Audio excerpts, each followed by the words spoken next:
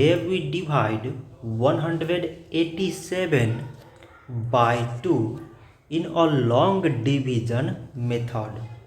So 2 times 9 means 18. On subtracting we got 0. So now we put down the number beside this 7 and we remove this 0. So 2 times 3 means 6.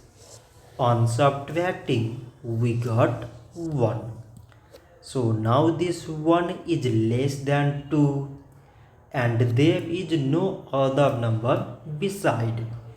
So we put here decimal so that we take 0. So now it became 10. So 2 times 5 means 10.